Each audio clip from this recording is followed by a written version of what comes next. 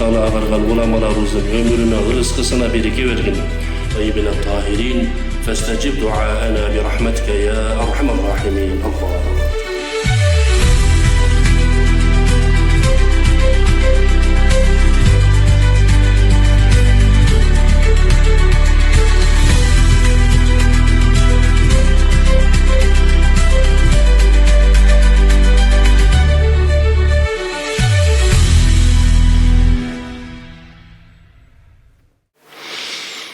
يسبح له ما في السماوات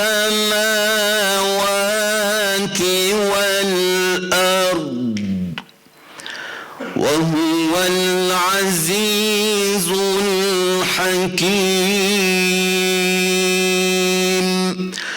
صدق الله العظيم. آمين. الحمد لله رب العالمين، والصلاة والسلام على رسولنا محمد وعلى آله وصحبه أجمعين.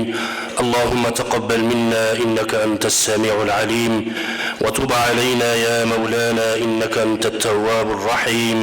Ушул жолдо, ыйман жолунда, Кур'ан жолунда чач сакалы агарган уламаларыбыздын өмүрүнө, ырыскысына береке бергин. Үй бүлө бала чакасына, жоло жолдош досторуна, жана жамааттарына, эли журтуна өзүң аманчылык берген Кудайым. Өткөрүлүп жаткан ушул курултайыбызды берекелүү кылгын. Ат-тайибин ат-тахирин фастажиб дуаана бирахматика я архамар рахимин. Аллаху акбар.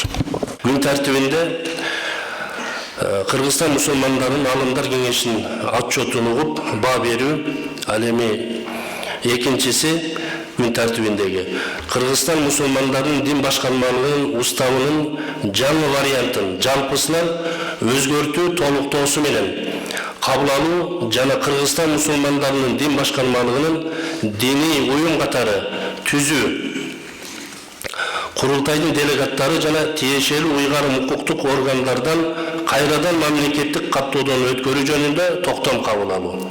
Ал эми үчүнчү күн тартибиндеги үчүнчүсү Кыргызстан мусулмандарынын Алымдар кеңешинин жаңы курамынын 21 мүчөсүн кызматка бекитүү.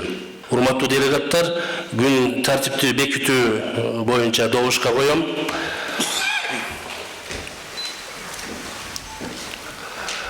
Ушул 3 сунушталган күн тартибиндеги сунушталган 3 пункту мен добушка койдум. Баардыгы макул, каршы калыш жокпу? Анда эмесе бир добуштан кабыл алынды, күн тартиби кабыл алынып бекитилди. Кыргызстан мусулмандарынын дин башкармалыгы менен биргеликте ишке ашыруу зарыл деп эсептелген 9 пункттан турган резолюция кабыл алынды. Ушул эле максатта Кыргызстан мусулмандарынын Алымдар кеңешинин мүчөлөрүнөн турган жумушчу топ Салтуу ислам түшүнүгү деген чакан китепчени даярдап чыгарып, муфтиятыбыз аркылуу өлкөнүн улум бурчундагы мечит медреселерге таратуунун үстүндө иш алып бардык. Бул 1 жыл 3 айлык мөөнөт ичинде Алымдар кеңешинин мүчөлөрү менен бирге болсун, Азирети муфтийибиз менен чогуу барганда болсун, чет өлкөлөрдө өткөрүлгөн конференцияларда, жолугушууларда өлкөбүздүн атынан катышып, Кыргызстан мусулмандарынын Алымдар кеңешинин жана дин башкармалыктын атын даңазалоого, ислам дүйнөсү менен болгон карым-катнашты бекемдөөгө салым коштук. Биздин динибиз менен салтыбыз куштун эки канаты сыяктуу. Куштун эки канаты сыяктуу. Бири иштесе, экинчиси иштебей койсо учалбай калышыбыз мүмкүн. Ошондуктан биздин салтыбыз динибиздин бирин-бирин кубаттап, бирин-бирин ширетип, бирин-бирин бекитип, жалпы адамзатты туңгуюкка кептелтпей, адамзатты мындан нарыдагы өнүгүш үчүн алып келе жаткан улуу күч. Ата-бабаларыбыздан мурас калган салттуу ислам дүйнө таанымы тагыраагы ханафилик, матурдийлик мазхабы күчтөндүрүлөт. Дин менен мамлекеттин өз ара гармониялуу мамилеси, кызматташуусу жана бийликке көтөрүлөт. Динди саясий жана коммерциялык максатта манипуляция кылууга жол берилбейт. Диний башкаруу борборлоштурулуп, ал аркылуу муфтияттын коомдогу ролу бекемделет. Мечиттерди каттоо процедурасы жеңилдетилет. Расмий дин кызматкерлерине мамлекеттик деңгээлде көңүл бурулат. ошон менен бирге диний чөйрө, анын ичинде динди жайылтуу иштери системалаштырылып, иретке келтирилет.